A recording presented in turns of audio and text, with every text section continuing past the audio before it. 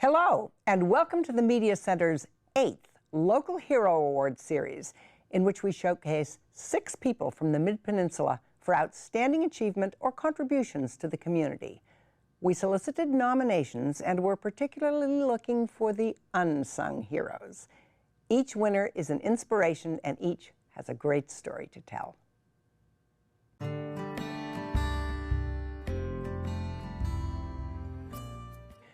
At the age of 15, Sabrina Watts was a troubled teen, convicted of battery and grand theft auto.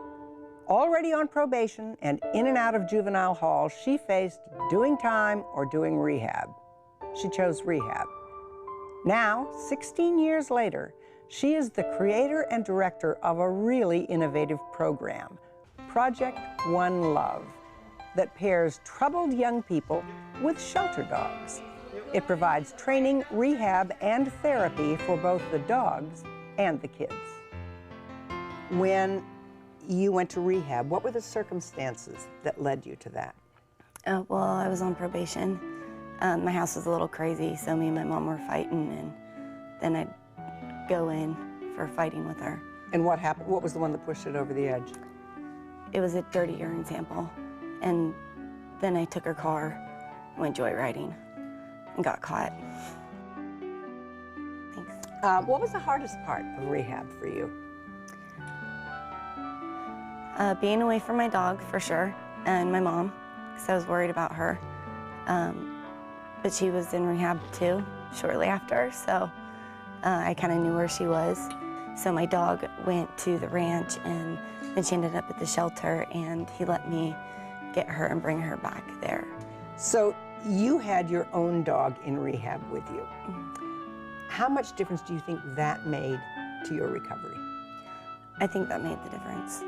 I felt hopeless when they told me she was in the shelter. So when they allowed me to bring her there, it just gave me, all the hope in the world. Then you might try to lure her up. So you came out of a horrible situation and not only got through rehab, but actually used it to build something and brought together what I think to some people would seem like two unlikely, kids in rehab and pets. You've got the rescued pets and you've got the rescued kids, essentially. What parallels do you see there? They are both untrusting of the world. So you can walk into the rehab and try to have a conversation with a kid that's shutting you out and not really responding to you, and that you can see is angry.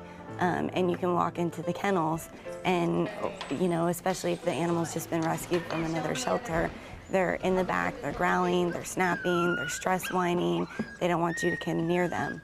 And so they both kind of start out the same, but when you're able to see them change and trust, then you're able to start seeing them flourish, and that's the reward, is when you start to see them be alive, and trust and be open. It sounds like trust is like absolutely key, because without it you can't proceed. Is that right? Absolutely. Is there a danger or maybe a benefit, you tell me, to taking a scared, not trusting kid and a scared, not trusting animal and putting them together? There's a huge benefit, I think, more than there being a danger, for sure.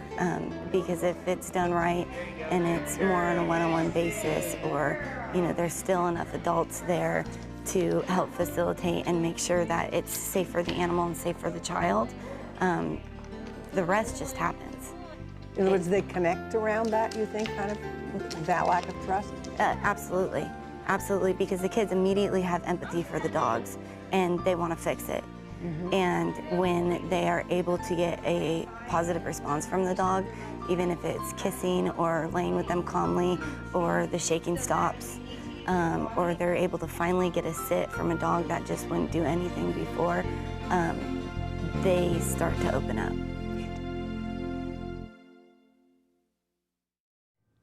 Do you know someone who has overcome significant hardship and has an inspiring story to tell?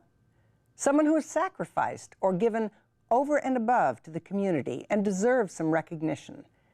If so, please contact us with your nomination for next year's Local Hero Awards. To find out more about our local heroes and to watch interviews with all the winners, visit our website, midpennmedia.org.